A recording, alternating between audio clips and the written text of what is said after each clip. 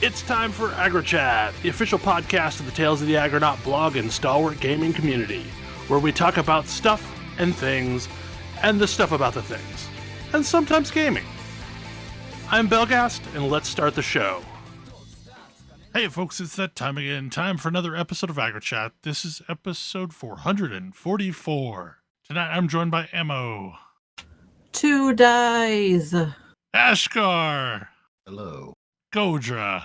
When people told me what being on X was like, they made it sound more fun than this. Tam.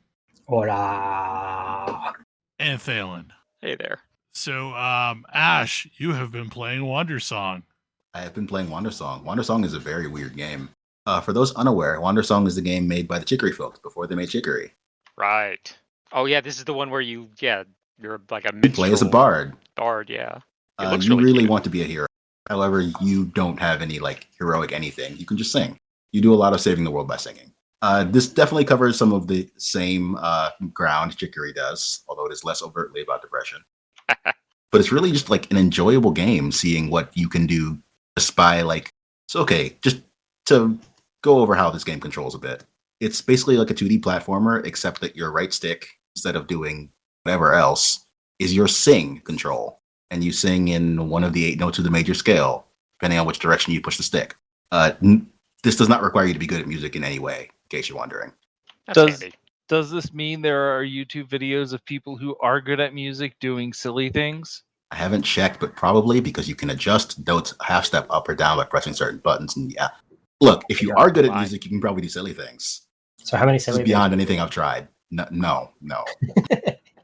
But mostly you're using these powers in their associated directions to solve platformer-type puzzles, along with helping people out with their various problems. Also, this game has a dance button.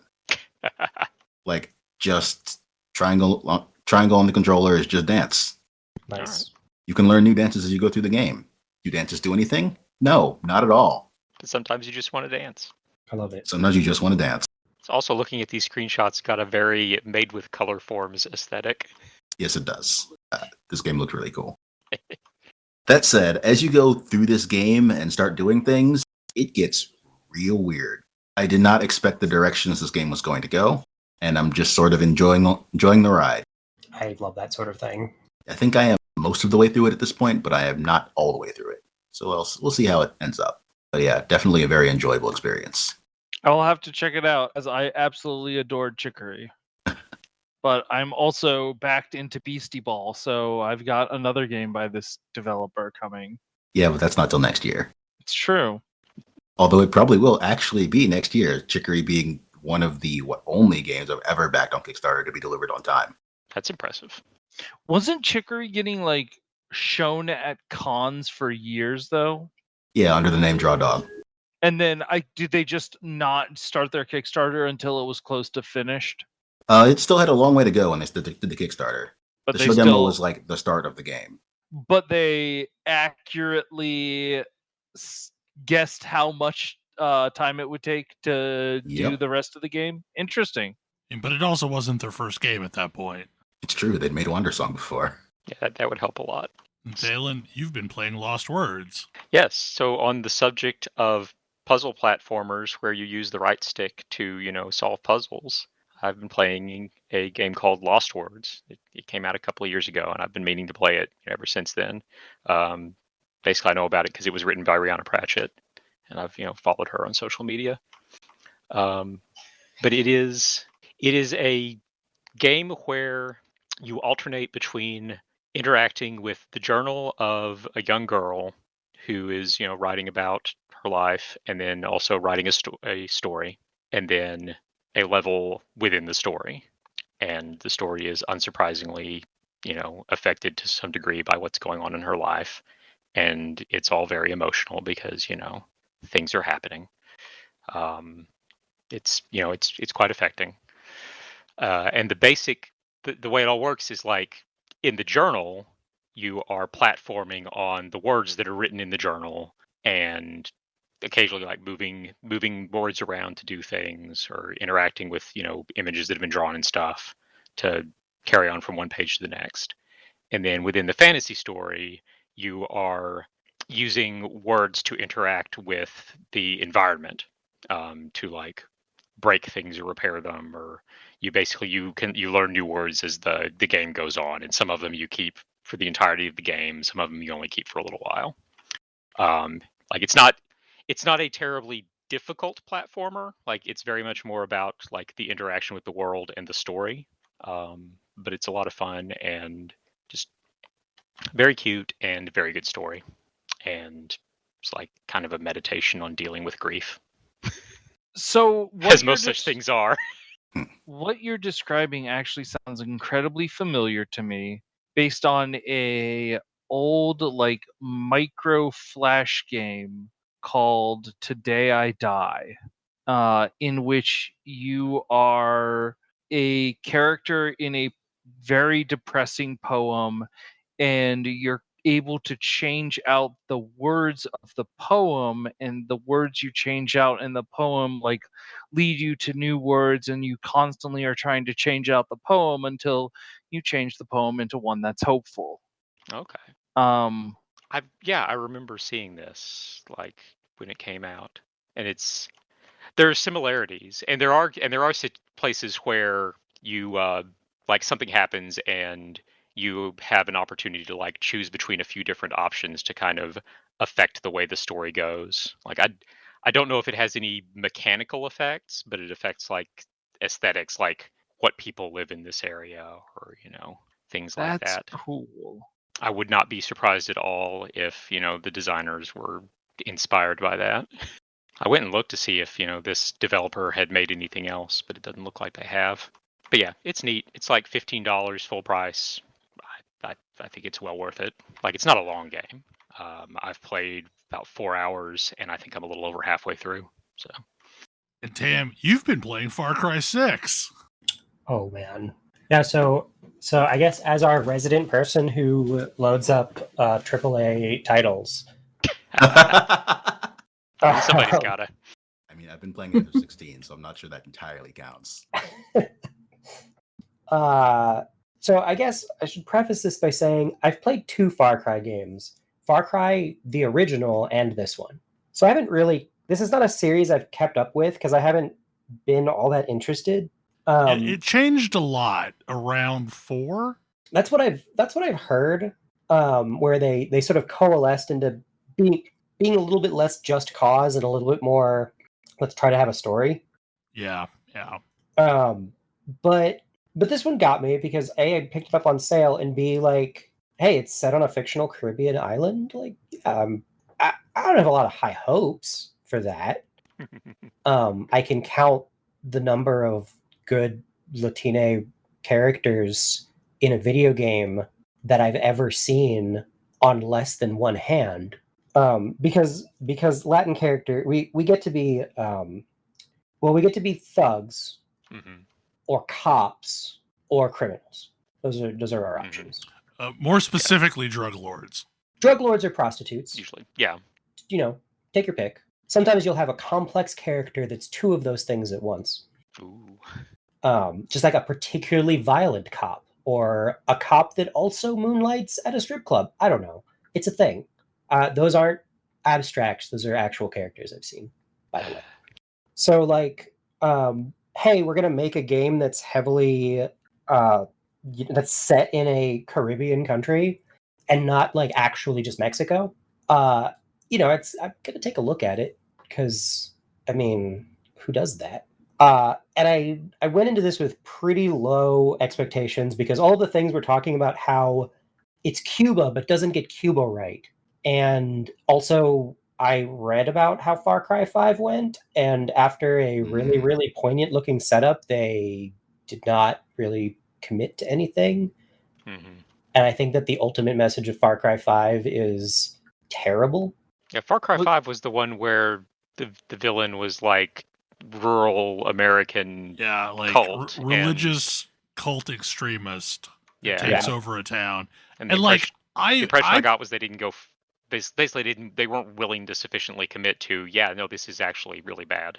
No, they weren't. And like, it was...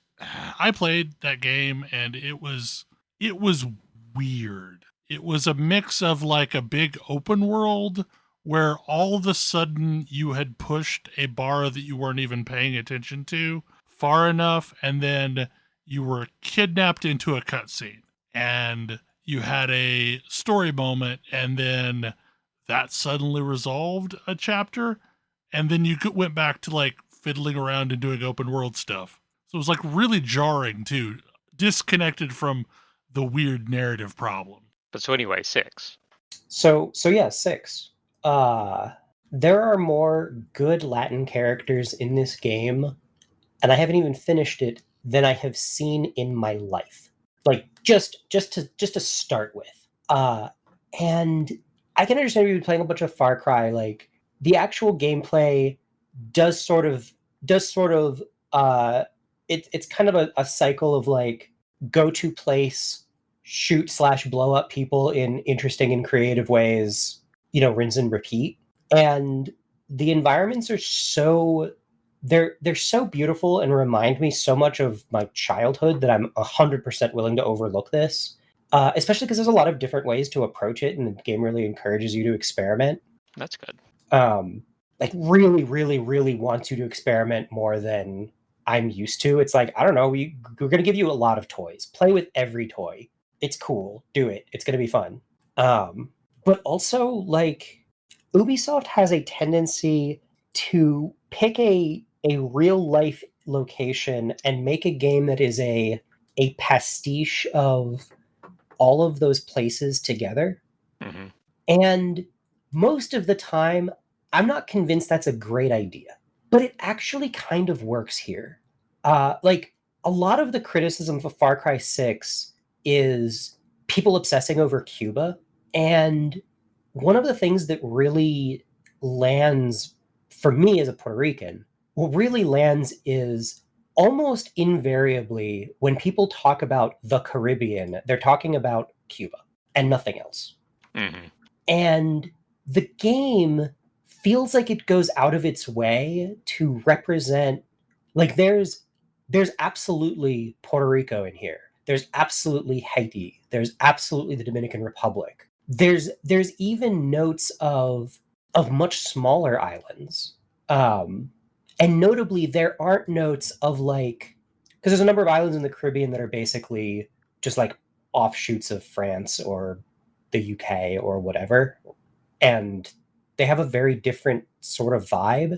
And that's not here. Like this is it is pan-Caribbean and draws from elsewhere that has that Caribbean feel without being all Cuba or without being Mexico or without being Spain. And like as a Spanish-speaking person, I don't ever see that. The only character I've run into in the game who is ostensibly from the islands and isn't actually a Spanish-speaking actor is Giancarlo Esposito. And frankly, I'm willing to forgive Giancarlo Esposito, even though his accent is wrong, because like he's a great villain. Like if you have the opportunity to put him in your project, you take that. Yeah, and like honestly, having a Caribbean / South American like dictator whose accent is wrong for the area is on brand. Like there's a bunch of stuff. I keep on running into stuff that I don't believe for a second was intentional. Like it's just nobody does this. Like nobody would do these things on purpose, but they work. There's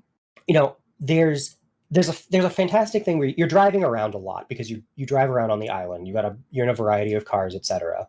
And the radio is always playing, and like people are blasting music because again, like that's pretty on brand. And your character sings along in whatever language the song is in, which is awesome.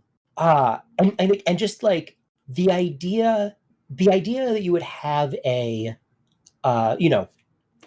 backwoods American, counterinsurgent singing along in the car with whatever's going on, like feels a little tonally weird, but it works perfectly here. Like there's a sort of celebratory fatalism that you get a lot of in the Caribbean, especially around like independentistas and similar revolutionary types. But this game really captures, and it's definitely doing it for, in some cases, for laughs or to lighten the mood or whatever. But it works. It's like, you know, we're known as passionate people for a reason. There's a lot of like work hard, play hard built into the culture, and to have a character who's like literally a violent revolutionary, but also is singing along with Ricky Martin in Spanish while driving just an absolute beater of a pickup truck with a gun mounted on the back is like more realistic than I think they intended. And it just keeps hitting those notes. You know, I've put probably 20 hours into it, and it hasn't. I think the most eye-rolly depictions of characters have been the Russians, and there's not that many of them. It's just it's super cool, and the characters are great. Like, the characters all feel like they make sense to me, and some of them are like belligerent and aggro, but also in ways that feel normal, like ways that I feel like if there were a revolution in Puerto Rico, I would see this sort of thing. Like the other thing that gets me is that obviously all of the characters are largely speaking in English so that the majority of people who play this game can understand what's going on, but also the English that they're speaking is pretty close to what you just hear around Puerto Rico. It's that kind of like back and forth Spanglish that just works. Like, to the point where I wonder how many bilingual writers they had, because there's even jokes about being bilingual that are actually good jokes. That's impressive. Which like what? And it also really captures the specter of the United States in a way that I was not expecting to be as effective or nuanced as it is. Because like in the Caribbean, especially in Cuba and Puerto Rico, but in a very, very big way, also Haiti, also the Dominican Republic, the US is right there and doesn't care about you at all. But if you ally with the wrong people or like cause problems for you, they will destroy you without a second thought. But they're also like right there, they're close. It's, if things are bad, like, hey, maybe it's better there. And Far Cry, I know Far Cry 5 did this. Far Cry 6 has the intro to the game, which isn't really a spoiler because this is the first like 5 minutes, is your character gearing up to leave. Like, things are bad on the island, your character is gearing up to leave and go to the US. And in order to get access to a boat that'll take you to the US, you've got to work with some of these revolutionaries. And at one point they're like, you've done incredible work for us, but we're going to keep our promises. Like, you want this boat, you can take this boat. If you don't believe in our cause at this point, just go. And it's like, it's your early credits, like, oh, hey, you chose not to play this game. Roll credits. But also the commentary about it is really good. Like when the revolutionary leader is telling you, when you're telling the revolutionary leader, like, hey, I'm trying to get out and go to the US, like, her response is, I mean, yeah, I guess. Like, what exactly is your plan there? Like, no one's going to give you a job, you know that, right? Like, well, and your character's plan, like, your actual stated plan is, yeah, we're going to go and scrape together some money with some terrible jobs until we have enough to open up like a little mechanic shop somewhere, and we can fix up cars. Like, that's the dream. We can find somewhere out of the way, do some just like grunt work, because we grew up on the island, we're all trained, everybody had to do their time in the military, so we're like in good shape and like can do manual labor, so we're going to do some of that until we can scrape together enough money to open up a little repair shop. And it's this incredibly, like, it's this depressing, it's a sort of like depressing dream, and you hear it said that way. And the revolutionary leaders is like, yeah, well, hope you don't get successful enough that somebody comes looking for your papers. You know, always remember the American dream doesn't come in our color. It's like, oh, and there's a ton of little details like that. Your revolutionary group is getting jerked around by the CIA. Yeah, that tracks. You never actually see any of that, but it's so emblematic of the area that the details are different because it's a fictionalized place, but it works because it's fictionalized. You know, they quote a Puerto Rican revolutionary a handful of times. There's a bunch of like Cuban terms. There's music from all over the place.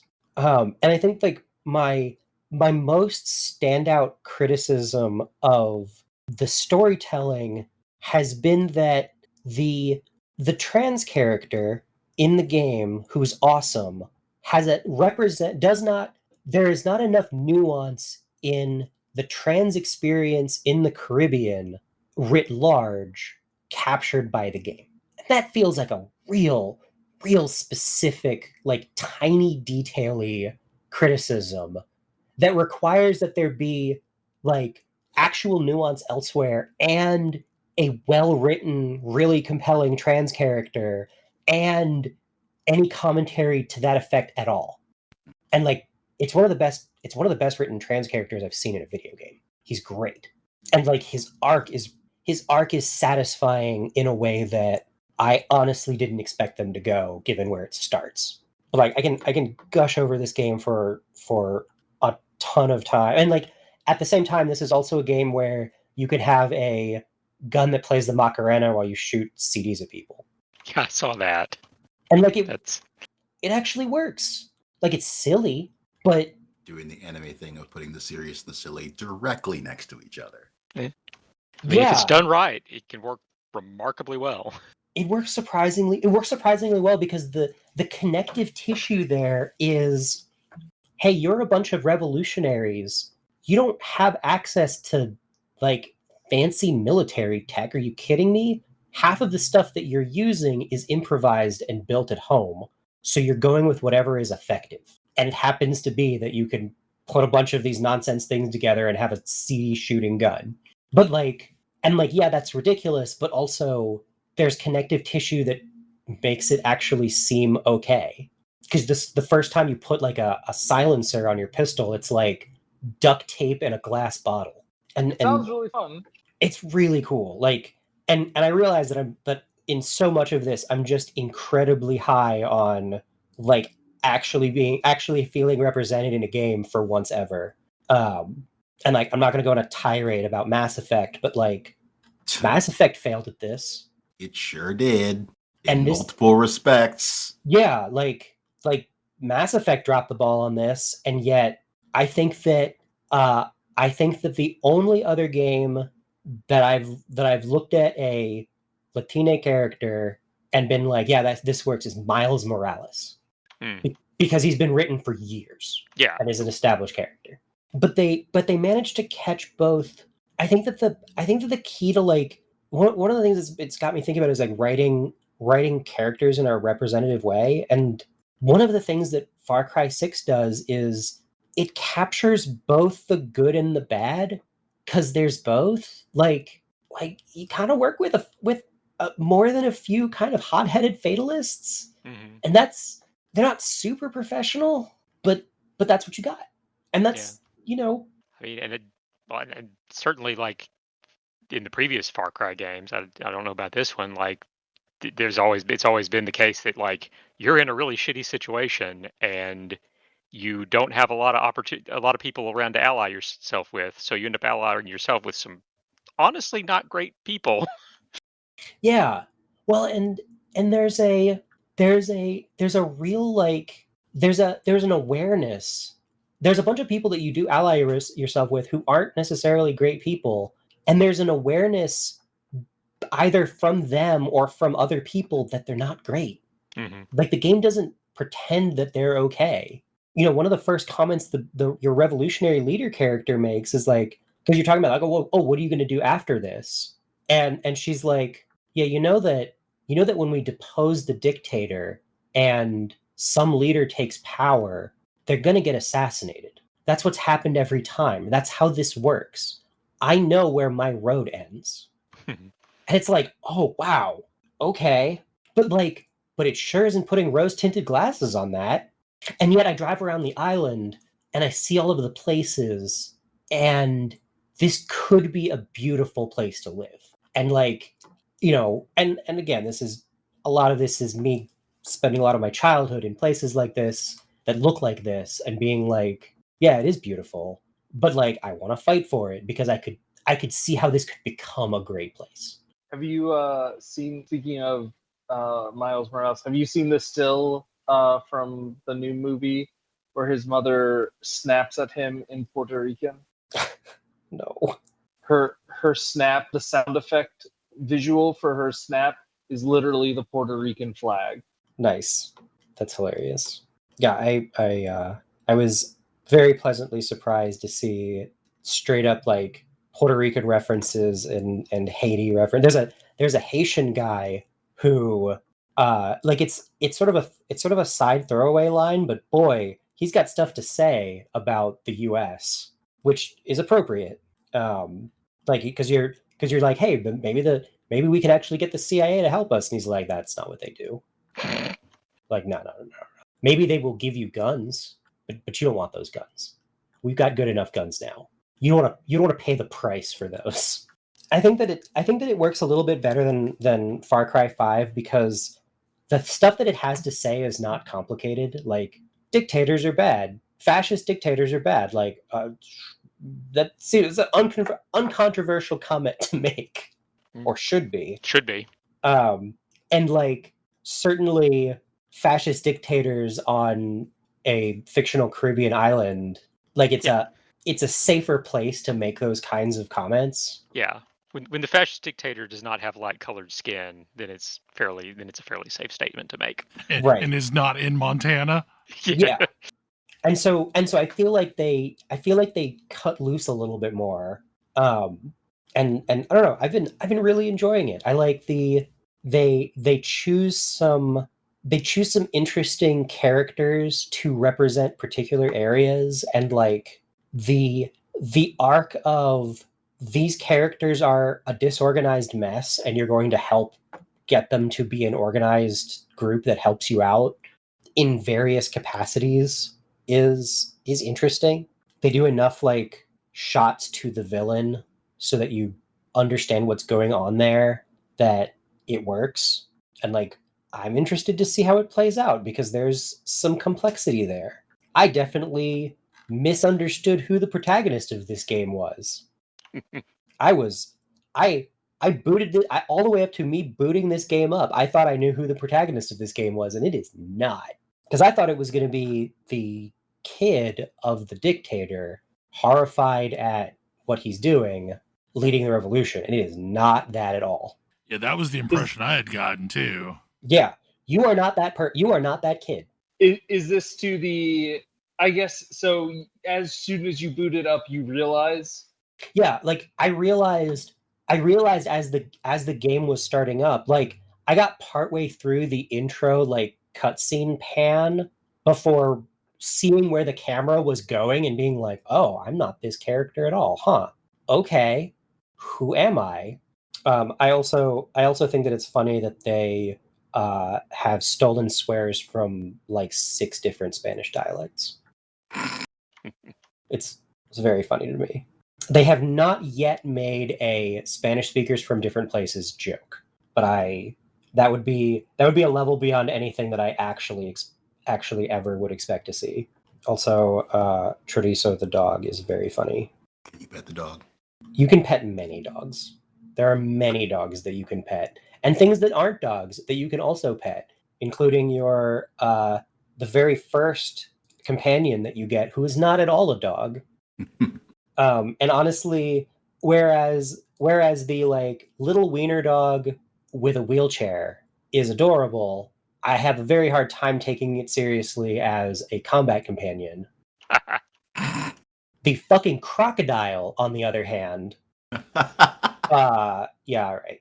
Yeah, the best combat companion from Far Cry 5 was Cheeseburger the Bear. Yeah, like crocodiles will mess you up. Deeply concerned about crocodiles. Anyway, it's really good. It's really fun, and it manages to balance. Like I've played so much of it because it manages to balance some of the like heavy stuff because it's a heavy game. Like it comes with content warnings. Like when you start it up, it's like, hey, FYI, this game has some shit in it. Like it gets dark, but it also balances it with enough like lightheartedness that doesn't, to me, feel super atonal that I just keep wanting to play it. Also satisfying to blow up fascists, just as a general rule. So this was apparently the weekend of reveal shows. Yeah. FanFest was this weekend for Final Fantasy 14. ExileCon was this weekend, and apparently the Warrior of Light is going on vacation. Yes, he's going to go get some tacos. Yay. Not cup noodles. Nope, tacos. Very good looking taco. Yeah, so we're the expansion is called Dawntrail, and we are going to a Aztec, Maya, Peruvian inspired continent.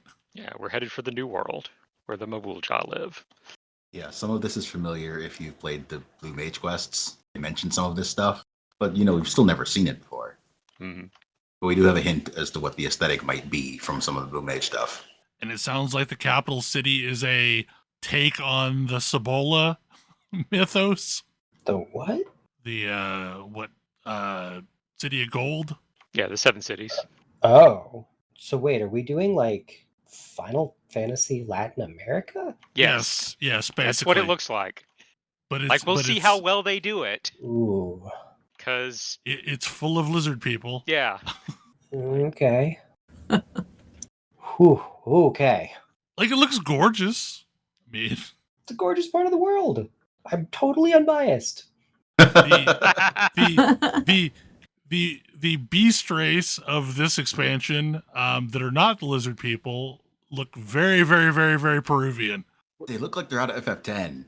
A lot of this looks like it's out of FF10. Yeah, a lot of it does. Like, I would not be shocked if we got some like direct FF10 references in this. Interestingly, the one, was it a primal? Yeah, Tritalk. Yeah, that they showed us is not from FF10. It's from No, 6. that's from FF6. I'm pretty sure FF6 is the only FF it's shown up in before this. That's correct. Like, I was half expecting like Valifor or something. Huh. I mean, as noted earlier, I'm gonna give it a go. Yeah. I mean, I think I was gonna give it a go anyway. The tone is wildly different. Yeah, we're taking a summer vacation. I mean, It's a very that's anime the thing. swimsuit episode. Like, everything has been so big, they need to kind of dial it down and give you something to hook you back in. Yep. Yeah. Probably there will be big stuff that happens that calls for your unique set of skills as a lawyer. Like I said, it sounds like there's stuff dealing with like who is going to be the next ruler, and we get involved in that. But like compared to saving the universe from cosmic depression, the scale is very different. I mean, you're not convincing me this isn't going to end in some lawyering if it's about the ruler of this country. Oh, assuredly. Yeah, and they hinted at that there's going to be a scenario where, like, you're on opposite sides of a conflict with the rest of the Scions. Yeah. Or maybe just some of them. I mean, yeah, it kind of sounds like that different of your friends are going to have different opinions as to, who it should be. Unsurprisingly. Who should be eligible to grow their second head? Yeah. Can I just go ahead and take a wild stab? We're probably going to be at odds with Urianger again. Could be. I mean, he's definitely there. And let's be clear, that is sort of his lot in life. He does make bad choices. Yes. Also, we have an actual name for the continent now, so it's not just the New World. It's Tural. Oh, that's good. And there's 2 new classes, 2 DPS classes. Gonna be another one of those. One of whom has something to do with the Teenage Mutant Ninja Turtles. But but we have no clue what the clue is going to be. Yeah. Wait, so did he wear a Ninja Turtle shirt? Yes, did. Yes. He wore a Ninja Turtles from the new movie. Yeah. Like, and made it very clear that he wanted everybody to see his shirt. Like, he knows what he's doing. He made a show of the shirt. Yeah. Yes. It wasn't But subtle. we already have Ninja. That's what I said. So I think it's Bo. I like it's a Bo staff class. the suggestions that I've seen that seem interesting to me are A, Pictomancer, because all the Ninja Turtles are named after artists. Or B, something related to the turtle people. The Kojin. Like, The yeah, Kojin, Kojin, Yeah. like Geomancer or something like that. Something, from them. Plus the Warrior Light, the cover job looked to be something totally new too. Like we never really got to see what the It job looks like under was. there, yeah. I mean, we Well, get to and- see a single sword, but Right, that's and- about it. People have overexposed that shot and made it seem like it was like a sai or something like that, but I don't think the hilt is really it just looks like a prominent fancy enough. sword. It just looks like a sword with a kind of Yeah. fancy hilt. Like it has a blade. I think the shirt is going to be a indirect reference, Yeah. not to their actual profession as Teenage Mutant Ninja Turtles. If I were Yoshi P, I would have done all of that and have it not mean anything. Because you have to keep people on their toes. It's true. Yeah, they can't all be as obvious as the Batman shirt. No, he has the soul of a true poster. Oh, also, we're getting more furniture slots for our houses and a second die channel on every piece of equipment. That is the major news. And Yes. eyeglasses. Oh, yes. Eyeglasses independent of hats. Yes. I hope that existing eyeglasses headpieces can be like converted into the new thing. Because I really like my cool minstrel sunglasses. I mean, I have an assortment of fun eyepieces, so yeah. Mm-hmm. Really, it kind of felt like we didn't get a ton of tangible information. We got a trailer that I suspect is incomplete, Mm-hmm. hmm I mean, and that's the kind North of a Amer- big thing. Oh, and also we're getting a collab. Oh, yeah. Is With Fall Guys. wait, what? Yeah. Yes. You get there are costumes with for the Fall Guys game, and then there's a Fall Guys like level for Final Fantasy 14. In the gold saucer. I mean, okay, so that last one checks out. Although I don't feel like Final Fantasy 14 is the MMO I associate with jumping puzzles. I mean, the Don't gold spend enough saucer time with already. the gold saucer, apparently. Yeah. I guess not. Because there's a number of those already. I'm totally here for just absolutely bonkers crossovers, and I'm perennially disappointed that in the West we are terrible at crossovers. Yes. Like the very Isn't best Fall crossover. Guys from a Western company? The what? Isn't Fall Guys from a Western company? Sure, but But yes, like But it's not going to cross over with another Western game. Yeah. like the best I guess they're British. the best Western media crossover that I can think of in recent memory is 2 Star Trek shows. That's Yeah. that's pretty low hanging fruit, you'd think. I mean, Fortnite exists. I mean, I suppose Fortnite is like nothing but collabs. I mean, Fortnite is the metaverse, so I don't know what you're talking about. Yeah, Especially now that it has a game dev kit for releasing your own games within Fortnite. Oh, God. Okay, I didn't know that was a thing. So Yeah, it's no, try- it is. It is. So it's it trying is. to be Wow. Roblox. It Yeah. is. It has got a Roblox like functionality built into it now. Oh, my. I mean, clearly I missed the intro to the last Star Wars movie because I didn't play enough Fortnite. Yeah, that was dumb. Then I guess on the other reveal show, Path of Exile 2 is another game again. It's not just new. It is no longer another campaign in Path of Exile 1. It is its own standalone game on the same engine and possibly in the same client, because we'll see. But it is its own game. It sounds like they went down a rabbit hole and it just got too different for them to keep it together. And quite honestly, like, I'm kind of glad that they split it out because I gotta be honest, like, I'm not 100% sure I'm gonna like Path of Exile 2. It'll definitely be different. It's giving me deep Final or Diablo 4 vibes right now. Yikes. I don't entirely agree with that assessment, but like I get why you say that. Yeah, it's just a much slower, much more Dark Soulsian style kind of combat. Okay, I don't get that. That was not right. Yeah. Did you watch I any get of the the same people vibe. fight the bosses? Yeah, I did. You do now have to actually, do things in boss fights.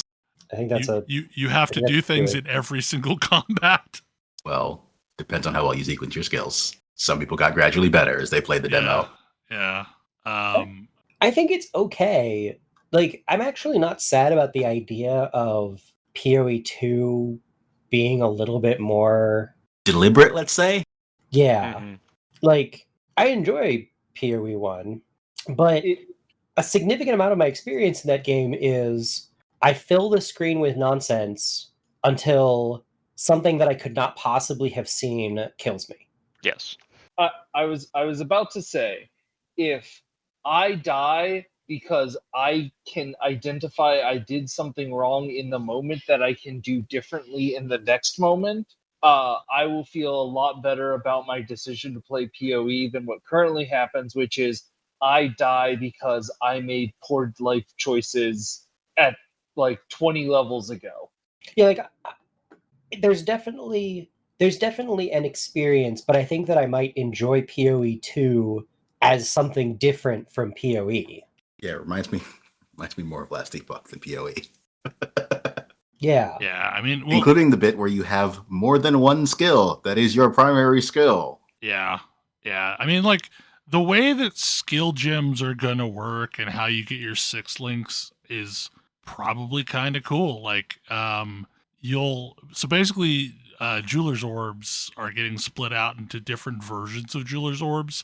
So like there'll be a jeweler's orb. To back up a bit, skill gems no longer slot into gear. You have 9 slots in which you can fit gems. Support gems fit into those gems. Love it. Love this. Your gems are tied to specific weapons. So like your skills are kind of dictated loosely by what weapons you're using. You can tie skills to different weapons. Like if you have a lightning staff and a frost staff, you can say use the skill only with the frost staff or use the skill only with the lightning staff. Along with some passive points you can shift around when you do that as well. So this is going to do crazy build things. But yeah, so like your skills will upgrade over time. So everything will start with 2 slots.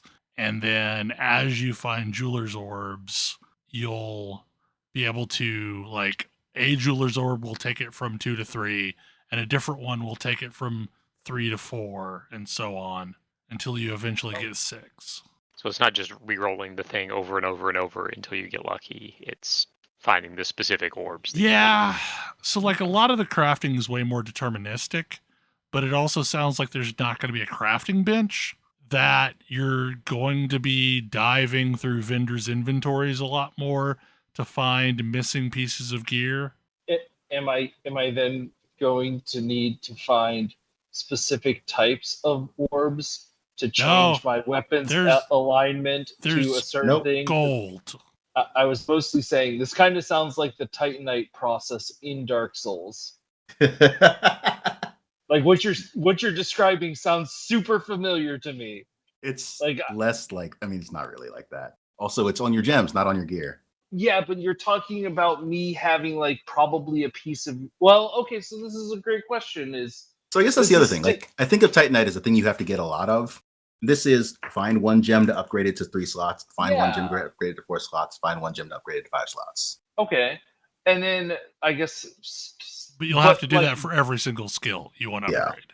But gear. So is it the skill gems that you're doing this to, or is it the items? It's the skill gems. Okay, so those are going to be much more persistent than the items that you get, which you ideally are turning over at rapid rate. Probably, yeah. Because if the crafting bench isn't in and they're changing the way some of the other crafting stuff works, and they're putting more rare and magic gear on vendors, you're probably going to have some gear turnover for a while, rather than sticking with this piece of gear because it's got the slots in the 4 right colors. Mm-hmm. Yeah, forever. Okay, but it doesn't matter because you're really putting your long-term investment into upgrading these gems. Yes. And that's really what's determining your build. Yep. You also still have passive tree, of course, but yes. Oh. Yeah. And I was really excited that I might not have a passive. Is the passive tree more straightforward? 15. We don't know. 100 passive abilities, I So think. we don't know. Well, they specifically said 1500. Yes, So but that's that all we number know. means nothing. Yeah. Gyms are gonna get unlocked by these drops called uncut gems that you'll then socket into a catalog of abilities sort of thing that then unlocks that skill gem for you. Huh. Because as they pointed out, skill gems that drop are basically worthless currently. So they Yes. just drop as blank skill gems. Make it whatever you want. Has everyone already made the Adam Sandler memes to death? Or can I The be on the uncut ground? jewels. I'm pretty sure it's called Uncut Gems. Yeah. I think it's called Uncut Jewels is the name of the movie, but these are called Uncut Gems. So yeah, no, it still works. The thing that annoys me a little bit is you can no longer cheese bosses.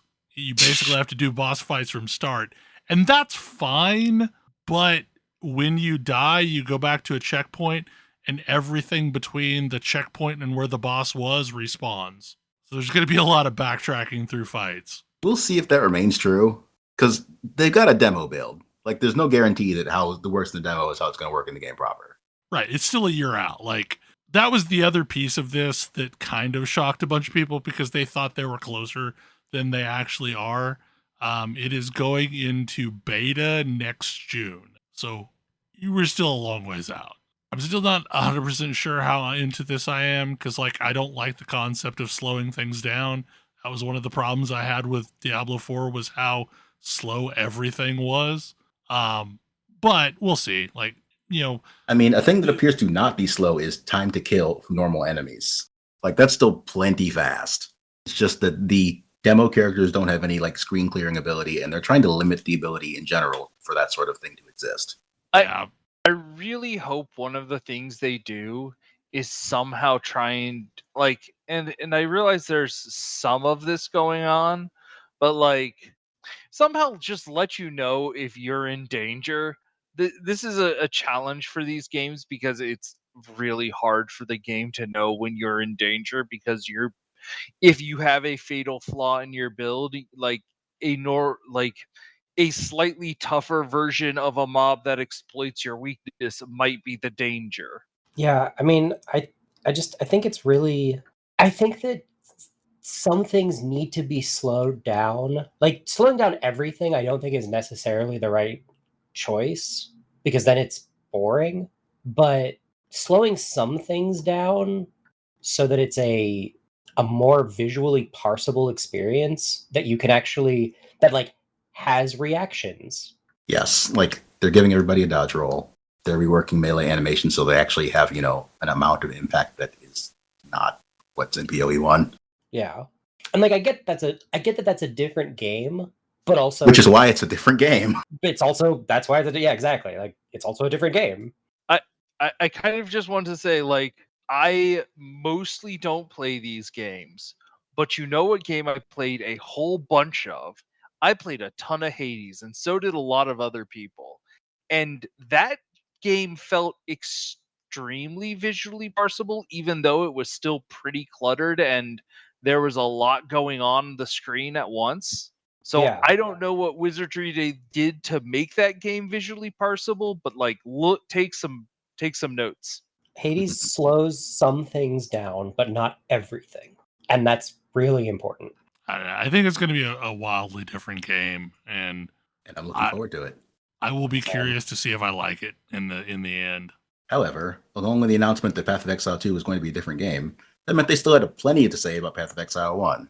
Right. Yeah, so what they're planning on doing is staggering releases. So, like they'll release a Path of Exile 1 League, and then 2 months later, they'll release a Path of Exile 2 League, and then 2 months later, they'll release a Path of Exile 1 League, so that there's something going on in one of the games like every couple months. And the new league that they announced is called Trial of the Ancestors, and it seems like it's a rather large league. They put auto chess in the game. Like, to some extent, like that's a little bit of a thing, but also like it definitely kind of feels like auto chess. It feels like what they were going for, yeah. Yeah, so you're basically going to strategically place NPCs around, some of which gods, some of which just critters of various types, and you're going to take the reins of one of the characters. And if you're in a party, everyone in your party is going to take the reins of one of the characters on your team, and then you're going to go through a tournament against NPC gods. And whoever wins gets prizes, and there's all kinds of weird stuff that's going to be winnable, like tattoos that will replace a travel node on the passive tree, so that instead of giving you like 5 dexterity, it will give you plus fire damage instead, or something like that. There's also these items that feel a lot like a Diablo charm, and they just sit in your inventory until a condition is met, and then they do a thing. Are these items like? Do we now need to grind for the perfect passive tree? Probably. Some people probably will, but no. It does mean you might not want to play a build that wants to get like 900 int. Yeah. So, like one of the items that's going in, and I forget what it's called, but it sits in your inventory until you use a chance orb. And then when you use a chance orb, it automatically upgrades whatever the thing you chanced with into a unique. Apparently, before 3.17, there was a prophecy that did this. I didn't know that until So we were talking about this. All of the things that went in that only have one thing on their notes are probably going to get way easier to get. Like, Brass Dome, for example, should be much easier to get. Aegis Aurora is also the only unique on its base type. Yep.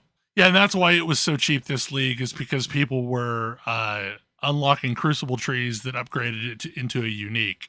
I don't know, there's a bunch of shenanigans. Like, there's going to be an item that drops in here that allows you to see the results of what your next crafting action would be and decide if you want it to go through.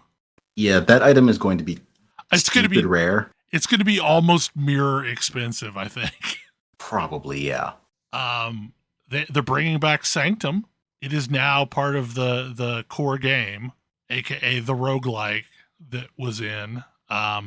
Big difference now is it will actually take your defenses into effect. And you can run the whole thing at once if you want. Right. Yeah, like an entire floor will drop at once. And you put it in your map device and you run it one entire floor at a time. The weird thing is you can trade partially run floors. So if you get a floor that's going to reward a mirror at the end, you could sell it halfway through the run on the hopes that someone can finish it out and get a mirror. Considering people specialized themselves specifically for the no-hit Sanctum run when that league was active, I guarantee people are going to try to do this. Yeah. Oh, absolutely. Absolutely. 2 more Ascendancies got reworked, Chieftain and Guardian. Chieftain is Guardian is even more Like, I don't know what the unique minions are going to be like. Maybe they they're have going to be amazing in order for me to even care about Guardian at all. It's basically the defensive ascendancy on Inquisitor, except it's boring. It's real boring. It has potential Aurabot uses as well, if you care about that particular thing. I do not care about the particular thing. Right. And Chieftain they replaced almost all of the nodes, but what they replaced them with is a little underwhelming. What Chieftain is going to be really awesome at is having a Juggernaut steal that ascendancy with Forbidden Flame and Forbidden Flesh. Not just Juggernaut. There's going to be a bunch of stealing from Chieftain on Berserker and Juggernaut players. Yeah. Because there's now a node that basically is like, all you have to do is get Fire Resist. What if Fire Resist solved everything else on your character? Yup. Which, if you combine that with the Fire Mastery that gives you regen for overcapping fire resist, that's going to be real powerful. Like, you'll still have to do something to deal with ignite and shock and chill, the elemental ailments, but like, there are other solutions to that too. Well, that node also makes you immune to ignite, so the other two. Yeah, the other two. I mean, I guess Tempest Shield gives you shock easy, and the God gives you chill and freeze. Yeah, you can get Pantheon immunity to those. So, like, you got a real quick way to get immune there. You just got to run Tempest Shield. Don't let a Righteous Fire builds do that anyway. Yeah, a lot of them do, just to have the block and also get your shock immunity, since you've already got ignite immunity through one of the other abilities. Also, Nimbus rings are going to be significantly devalued. Well, Nimbus did a bunch of other things. The Keystone, what is it, Vengeant Cascade? Vengeant Cascade, yeah. Is almost certainly going to be nerfed into the ground. They're adding returning projectile support. I wonder what that's going to do with existing returning projectiles. I have a feeling that Splitting Steel is going to kind of suck. I suspect Splitting Steel is going to be great with this. That's definitely not the one I was thinking about.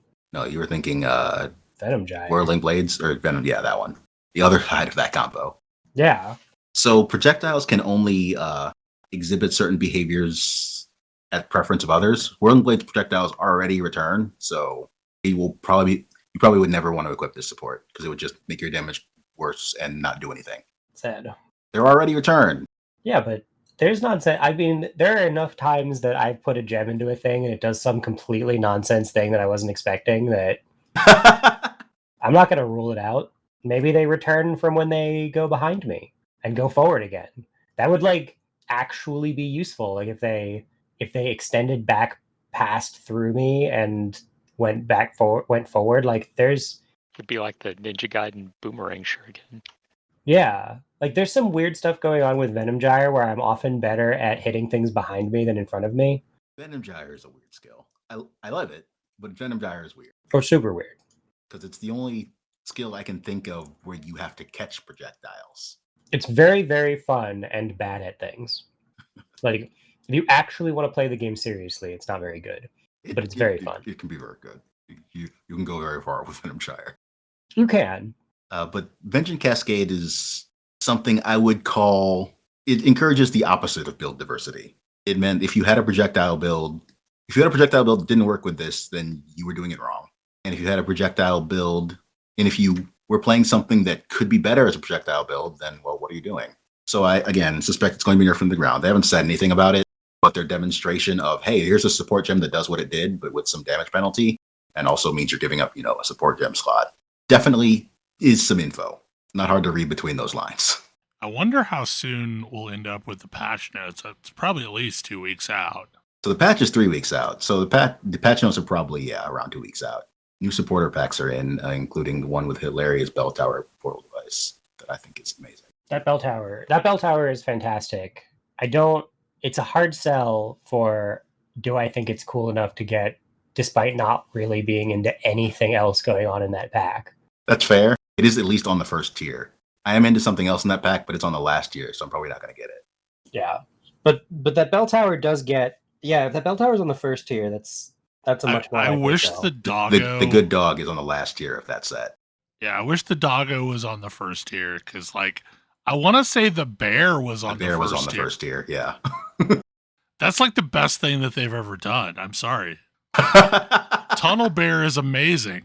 I agree. I mean, it only probably matters to the handful of people like me that really like Delve, but it's amazing. I mean, I don't even have to Delve that much for that to be amazing. I kind of wish they had done the same thing with the doggo. That would have been an immediate pickup. There were a lot of people that didn't like Crucible, and I think given time, I've been back playing around with it again, and it is a better league than I gave it credit. The sandbox state of the game was great. It's just the league mechanic was a little weird, but I don't know. I have enjoyed trying to unlock a stupid tree. I like unique weapons, so I hate Crucible as a league mechanic. But like the state of the game for Crucible League was excellent, so I didn't care. A lot of people apparently felt the same way. Which is Crucible? The current Crucible one, is where you ads. get passive trees on your weapons. I It's don't the think one you that's played for going this on one. right now.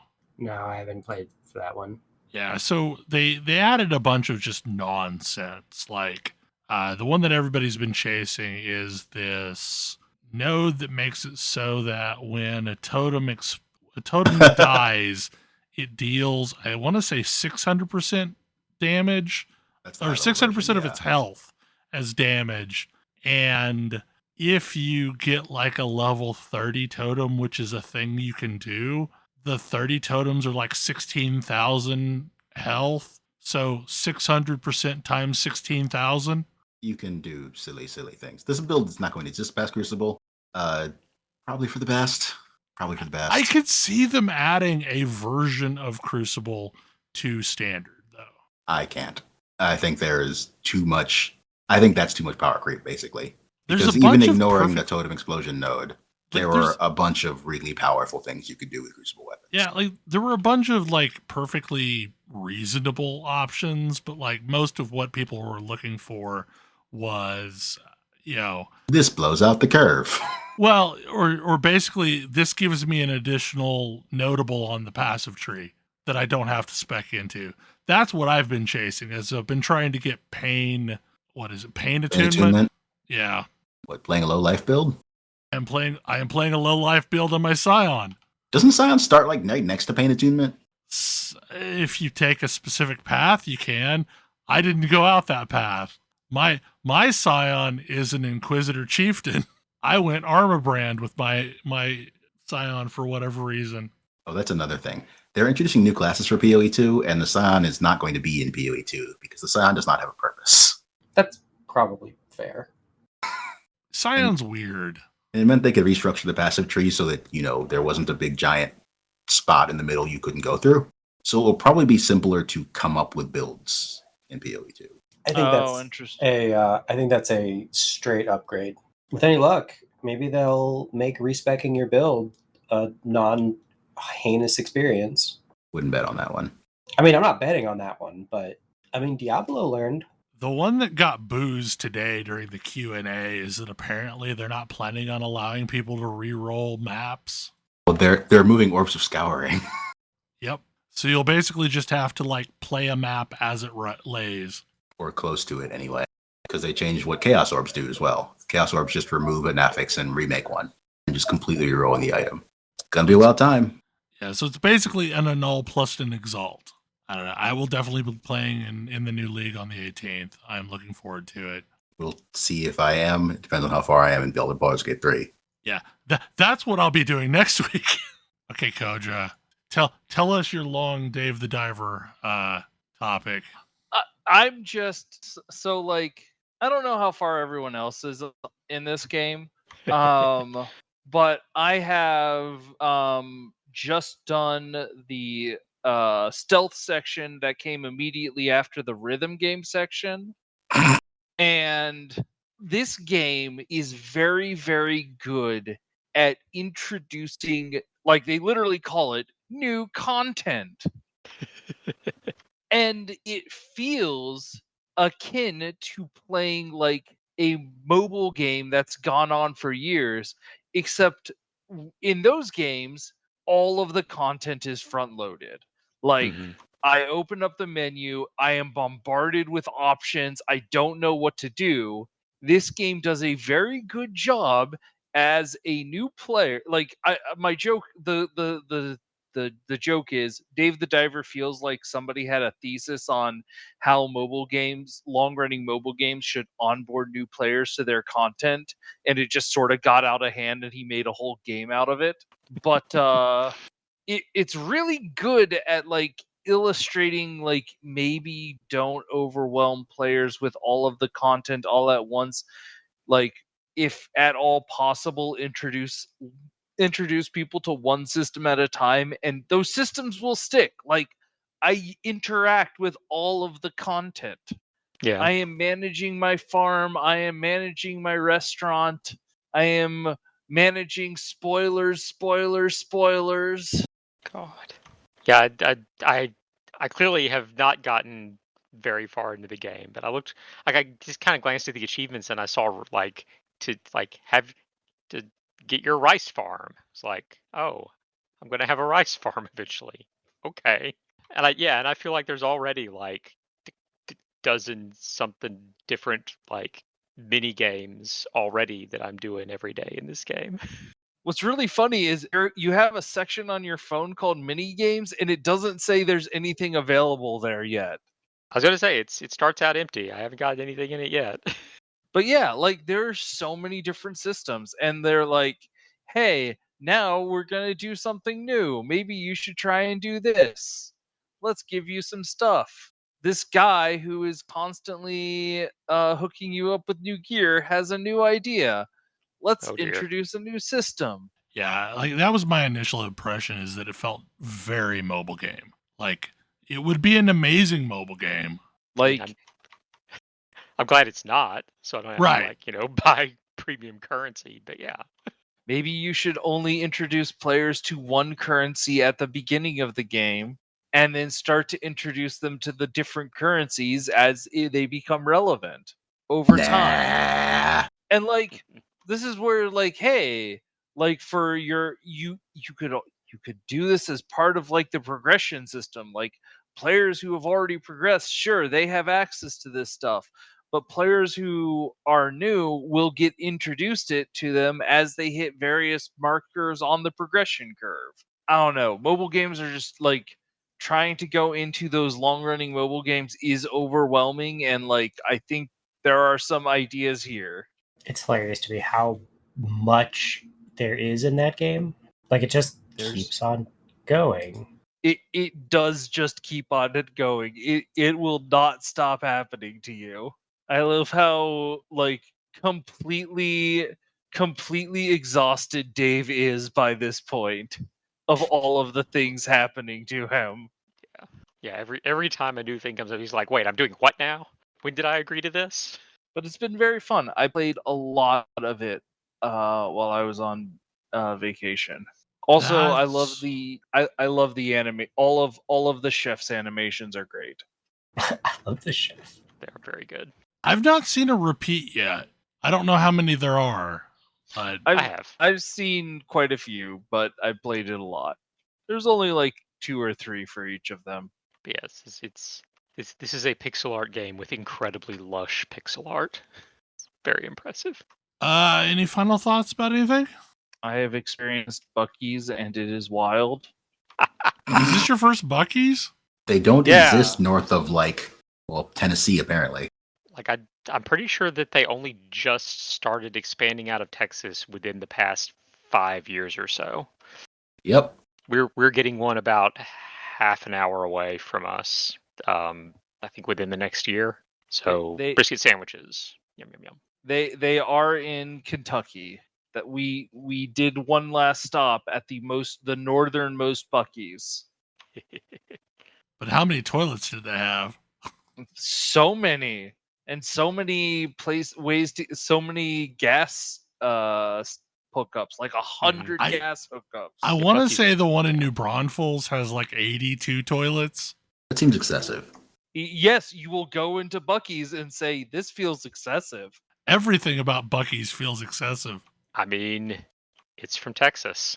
But what like, do you want? You have all the stuff in there, but they don't have any donuts.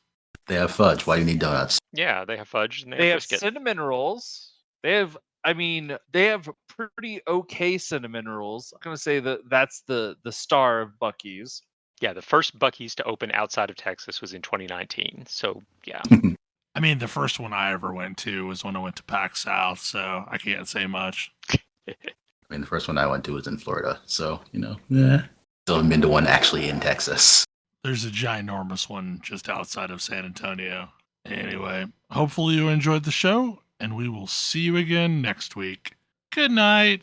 Good night. Good night. Good night. See you.